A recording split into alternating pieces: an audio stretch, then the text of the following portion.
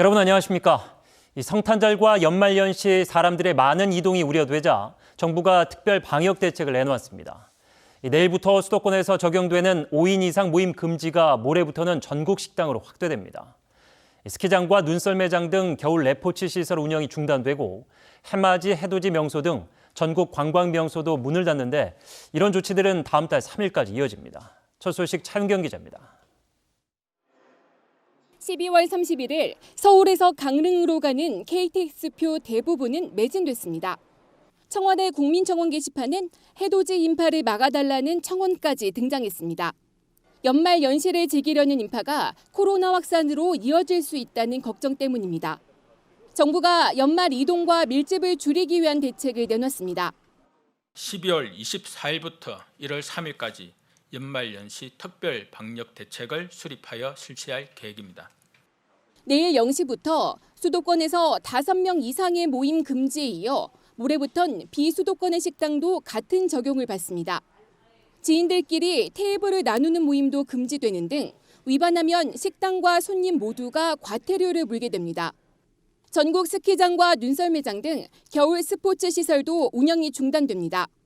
강릉 정동진 등 해맞이와 해넘이로 유명한 관광명소와 국공립공원도 아예 문을 닫습니다.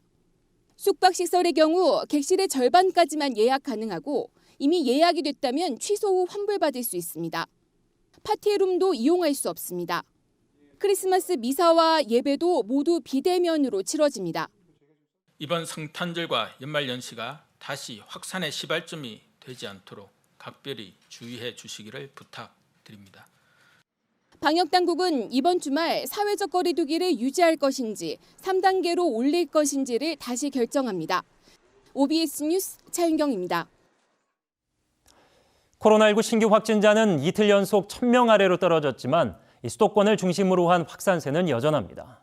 특히 사망자는 이틀째 24명으로 최다 수치를 기록했는데 병상 부족 문제는 여전히 해소되지 못하고 있습니다. 계속해서 최진만 기자입니다. 영시 기준 코로나19 신규 확진자는 869명, 누적 확진자는 5만 1,460명으로 집계됐습니다. 이틀 연속 1,000명대 아래를 유지했습니다. 전날 검사 건수가 5만 건 이상으로 휴일보다 증가한 가운데 확진자가 감소한 것은 그나마 고무적입니다. 하지만 전국 곳곳에서 크고 작은 집단 감염이 속출하고 있어 확산세가 꺾였다고 판단하기는 이릅니다. 지역 발생은 총 824명으로 이 가운데 수도권이 546명으로 다수를 차지했습니다. 서울이 309명으로 가장 많았고 경기 193명, 인천 44명이었습니다. 하루 사망자는 이틀 연속 최다 수치인 24명을 기록했습니다. 전체 확진자 중 사망자 비율을 나타내는 치명률이 1.4%로 지난 1월 국내 코로나19 발생 이래 최고를 기록했습니다. 위중증 환자가 계속 늘어나는 것에 반해 병상 부족은 여전히 문제입니다.